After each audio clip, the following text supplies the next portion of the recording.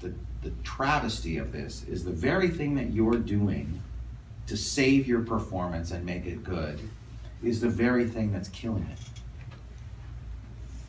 And we're doing it because we want to protect. It's a compulsion, really. What is a compulsion? It's what we do when we have anxiety. It's bad, we don't want to do it, but we do it. And we know it's wrong, but we do it anyway.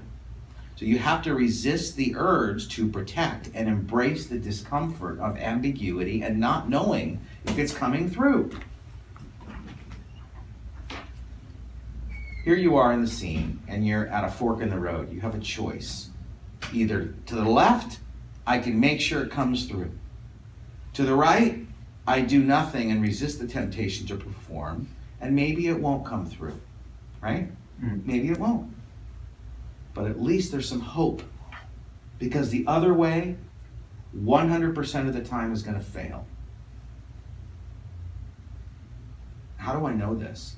Because when you do that, when you make sure it's coming through, you are no longer abiding by the mechanism of human behavior. People don't do that on earth.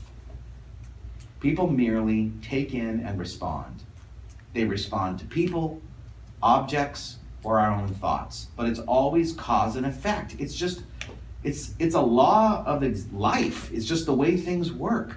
I have a thought, and it causes me to respond. I have something there, it causes me to go to it. But it never just happens. I don't ever just make something happen in real life. And as an actor, we have to abide by those laws. Because if you don't, you lose your audience. We lose our audience because they can't connect to a non-human. It's like me trying to relate to that lamp. I can't do it. And you sever the tie. So when you just resist the temptation and receive and react, it sounds so cliche that acting is reacting, but it is. I read recently, I don't remember who said it, but the key, some famous great actor was like, the key to acting is listening. And that's so true. It's listening. We could almost say it's listening with your ears and taking things in with your eyes. It's always one of taking things in and letting them, not making them, letting them affect you organically. So you have Marcus doing something, you see it, it causes you to respond. However that makes you feel, even if it's subtle and you're doing nothing, you'll always win by just trusting that that's going to be enough, instead of taking something in and then editing your reaction and making it different or quote unquote better. It's hard to do this. It's hard to do because it requires a lot of courage to say, I'm not going to do anything, and know that it may not come through.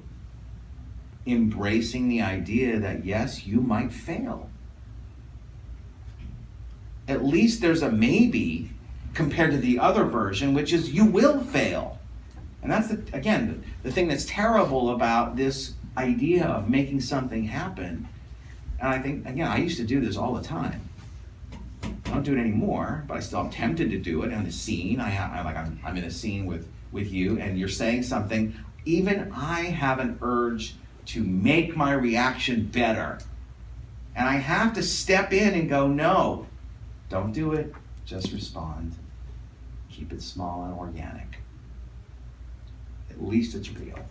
It's always better to be believable than quote unquote interesting. Do you understand? Yeah.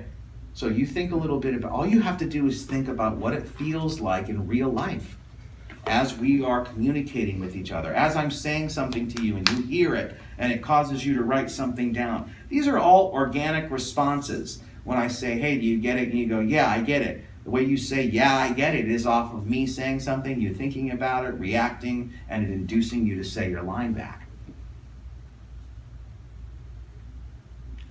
The guy who taught Don Richardson, his name was Charles Jellinger, and he said, we cannot be a critic and be creative at the same time, which is very powerful, especially if you break it down to what that really means, at least to me, is we can't edit, be a critic, and be creative. I can't watch to make sure I'm doing it correctly as I'm trying to do it correctly.